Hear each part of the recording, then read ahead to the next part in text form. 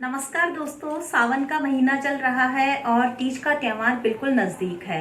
बिना घेवर के हम इस त्योहार की कल्पना भी नहीं कर सकते हैं। हर बार तो हम बाजार से घेवर लाते हैं और यह त्योहार मनाते हैं।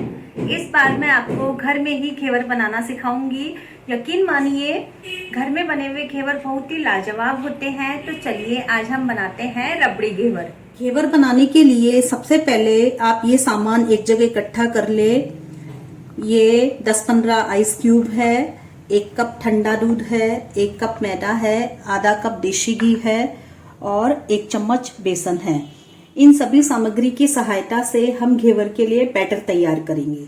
सबसे पहले एक चौड़े से बर्तन में मैंने ये आइस क्यूब डाले हैं और इसके अंदर मैं ये आधा कप घी डाल रही हूँ। घी डालने के बाद में हमें इस घी को अच्छी तरह हाथों की सहायता से फेंटना है। जब आप इस घी को फेंटेंगे तो यह बिल्कुल हल्का हो जाएगा, मक्खन जैसा हो जाएगा। आप यदि चाहें तो यह स्टेप मिक्सी में भी कर सकते हैं, लेकिन हाथों से अच्छे से इसे फेंटा जा सकता है।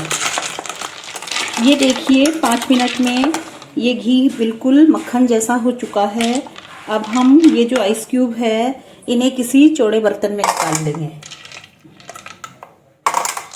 ये आइस क्यूब आपको फेंकने नहीं है, ये अभी हमारे काम आएंगे।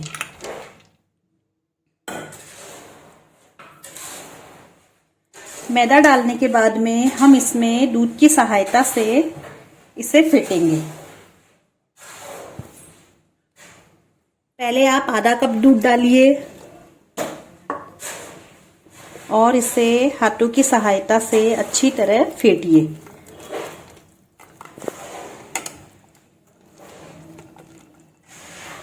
फेंटते समय ध्यान रखिएगा कि इसमें लम्स नहीं पड़ने चाहिए। आप चाहें तो विस्क की हेल्प से भी इसे फेंट सकते हैं। इस बैटर में अब मैं बचा हुआ दूध भी डाल रही हूँ। अब यदि हमें जरूरत होगी तो हम इसमें ठंडा पानी यूज करेंगे। अब मैं इसमें 1 चम्मच बेसन डाल देती हूँ। हलवाई लोग घेवर में रंगत के लिए और क्रिस्पी बनाने के लिए बेसन यूज करते हैं, तो हमने भी इसमें 1 चम्मच बेसन डाला है।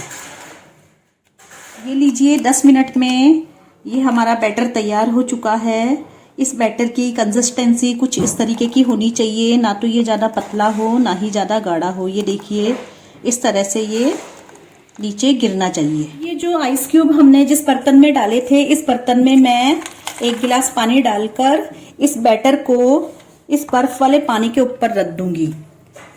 ध्यान रखने की बात यह है कि हमारा बैटर बिल्कुल ठंडा होना चाहिए, तभी हमारे घेवर अच्छे बनते हैं। यही कारण है कि मैंने इस बैटर को ठंडे पानी में रखा है। घेवर वैसे तो मोल्ड में बनाए जाते हैं, लेकिन हम घर में बना रहे हैं तो हमारे पास मोल्ड नहीं है, तो हम किसी भगोनी में या कढ़ाई में या टी पॉट में घेवर बना सकते हैं। ये देखिए जिस साइज का आपको घेवर चाहिए उसी साइज की आप भगोनी ले लीजिए। यदि आप बड़े साइज का घेवर बनाना चाहते हैं तो ये लोहे की कढ़ाई है, ये ऊपर से चौड़ी है तो इसमें घेवर बड़ा बनेगा। और ये टी पॉट है। यदि आपको ऐसा लगे कि हमारा बैटर थोड़ा गाढ़ा हो चुका है तो आप इसमें थोड़ा सा ठंडा पानी भी ऐड कर सकते हैं, क्योंकि रखे रखे भी यह थोड़ा गाढ़ा होने लगता है। अब हम जो घेवर बनाएंगे वो किसी चम्मच की सहायता से भी बना सकते हैं, लेकिन मैं इसे बॉटल में डालकर बनाने वाली हूँ इस बैटर को, क्योंकि यदि हम इस बैटर को बॉटल में डालेंगे तो बिल्कुल एक समान निकलेगा, जिससे कि हमारा घेवर अच्छा बनेगा। यदि आपके पास सॉसर है तो आप सॉसर की हेल्प से भी बना सकते हैं, क्योंकि इसमें जो ये आगे की नोक होती है इससे हमारा बैटर अच्छी तरह निकलता है। मैं इस घेवर को इस बोतल में बनाने वाली हूँ। इसके लिए मैंने चाकू को गर्म करके इसके ढक्कन में एक छोटा सा छेद कर लिया है। अब मैं इस बोतल में एक कोन की हेल्प से इस बैटर को डाल लूंगी, जिससे कि बैटर फैलेगा नहीं।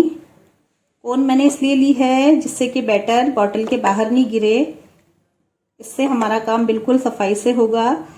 बस हमें ध्यान ये रखना है बैटर हमारा ठंडा होना चाहिए। यदि नीचे की बर्फ़ आपकी मेल्ट हो चुकी है तो आप इसमें 8-10 क्यूब और डाल सकते हैं, जिससे कि बैटर बिल्कुल ठंडा बना रहे।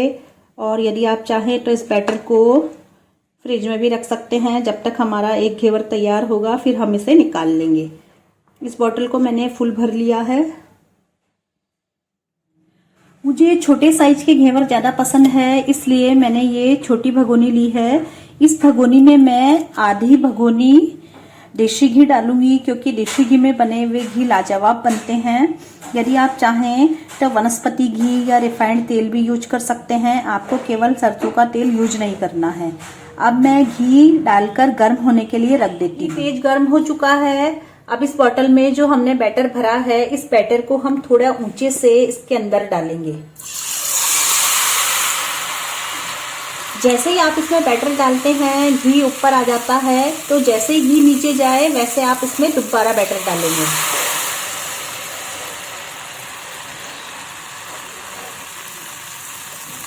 बैटर हमेशा आपको 2-2 सेकंड रुककर ही डालना है और बीच में डालना है। करीब 10-12 बार आप थोड़ा थोड़ा करके इसमें बैटर डालेंगे।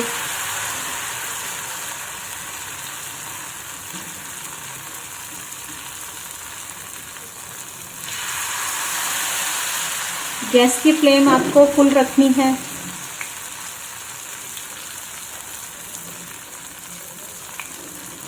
जैसे ये थोड़ा सेट होने लगता है तो एक स्टिक की हेल्प से आप इसमें बीच में छेद करेंगे और इस छेद में से ही अब हम बैटर डालेंगे।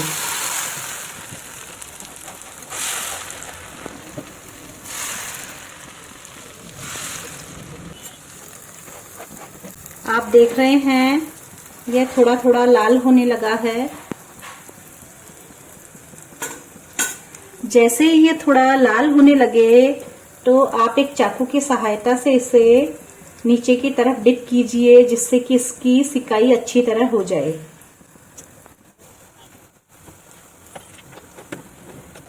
यदि आप ज़्यादा कड़क सिकाई पसंद करते हैं तो अभी इसे और अच्छे से लाल होने दीजिए। ये देखिए घेवर लाल हो चुका है। अब हम एक चाकू या स्टिक की हेल्प से धीरे से बीच में से इसे इस तरह से निकालेंगे। बिल्कुल सावधानी से निकालना है और निकालकर आप एक प्लेट में रखते जाइए। इस तरह से एक एक करके हम सभी घेवर बना लेंगे। ये लीजिए, हमारे सभी घेवर बनकर तैयार हैं। 2 कप मैदा में इतने सारे घेवर तैयार हो गए हैं। आप इन्हें 15-20 दिन के लिए रख सकते हैं, या बिल्कुल भी खराब नहीं होंगे। अब हम इन पर चाशनी और रबड़ी लगाएंगे। जब भी आप खाएं उसी समय आप चाशनी लगाएं, जितने आपको यूज करने हो। जैसे 2 घेवर खाने हैं तो केवल 2 घेवर पर ही आप चाशनी लगाएं, और यदि आपको रबड़ी लगाकर खाना है तो रबड़ी भी साथ के साथ लगाकर ही खाएं। अब इस घेवर पर हम चाशनी और रबड़ी लगा लेते हैं। ये 1 तार की चाशनी मैंने तैयार की है। चाशनी बनाते समय मैंने कुछ केसर और इलायची पीसकर डाल दी थी, जिससे कि चाशनी में बहुत बढ़िया खुशबू आ गई है। अब सबसे पहले ये गर्मा गर्म चाशनी हमें इस पे लगानी है। जब भी आप घेवर खाएं उसी समय आप गर्म चाशनी तैयार करके लगाएं, क्योंकि घेवर गर्मा गर्म बहुत अच्छे लगते हैं। चाशनी हमें कम ही लगानी है, क्योंकि हम इस पर रबड़ी लगाने वाले हैं। यदि आप रबड़ी नहीं लगाते हैं तो चाशनी ज़्यादा लगानी पड़ेगी। ये देखिए, ये मैंने रबड़ी तैयार कर रखी है और घेवर के चारों तरफ हम रबड़ी लगा देंगे। ये रबड़ी मैंने दूध को गाढ़ा करके तैयार की है।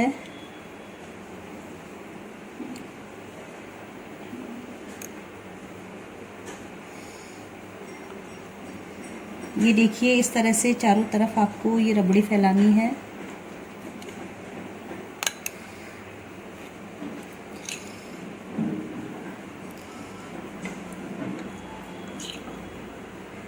रबड़ी फैलाने के बाद में हम इसकी गार्निश करेंगे। इसके लिए मैंने कुछ कटे हुए बादाम लिए हैं।